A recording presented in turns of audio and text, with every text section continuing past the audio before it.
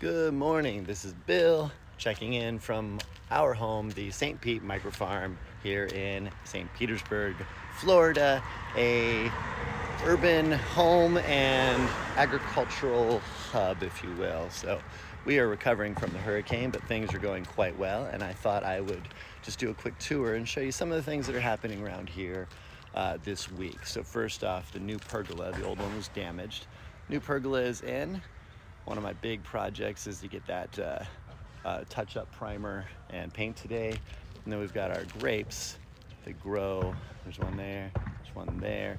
Those grow up and fill that out, and it's really beautiful. Now, our old pergola, it was only about 7 feet tall, and I'm 6'5", so it was right here. This one, I'm reaching all the way up, and I can just barely touch it. So it's, I don't know, 8.5, 9 feet, somewhere like that. And as you can see, here's our old one. So sad. The winds came up and knocked it out, but here's our old one, all out here on the street, waiting for the debris people to come pick it up. Now, another big project we got going here, doing a full remodel of the front yard. So it's kind of upside down. You see that giant pile of lumber.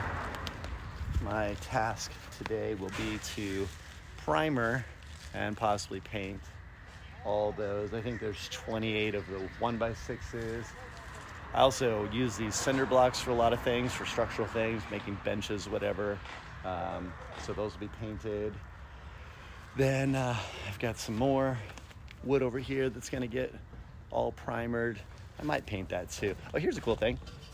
I found this in an alleyway. It's an old dryer tumbler, and they make fantastic planter boxes. So you can just throw all your compost in there and boom, you got a planter box. This happened this past week, this whole pathway, mixed cobbles.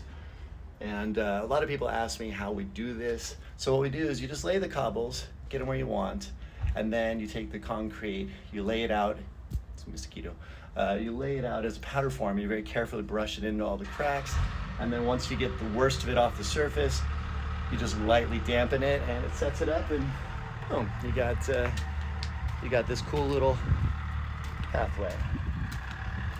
Now, to direct water away, I'm going to fill this with gravel, and this is a downward slope, so we'll not have water pooling next to the house. This is all a little bit of a mess over here. This was the boneyard, but it's also our little vineyard. And then to the backyard. Hello, little friends. Hello. Our little friends. Come here, Sleepy. This is Sleepy. Hi, Sleepy. Hey, Sleepy. Hey, Sleepy. Wap. Wap. Say hi. Wap. Wap. Yeah. So, I got all the kayaks down because, hey, Big Red. So one of the things today will be primering. Hopefully it doesn't rain on us, but this is the new kayak rack that I built last week. So I need to primer and paint all of this. So that's coming together. We've got some really big plans. One of the friend of mine who's an architect, she's currently doing drawings. Sometime in the next year, we hope to build a sort of an artist loft studio upstairs. And then, oh, I can't let you see the code. Not that you're gonna come, but anyways, this is the secondary structure still under construction, but this flooded. You can see that we had flooding up to here. So one of the things we did is rather than put in that laminate flooring, I just poured in the self-leveling concrete, had it stained. So heaven forbid it ever does flood again, we hopefully won't have to pull out any flooring, just mop it up. Another thing I did, all of the trim is now the PVC, so if it just gets a little wet, I pulled the drywall back a ways. If it just gets a little wet, it'll be better.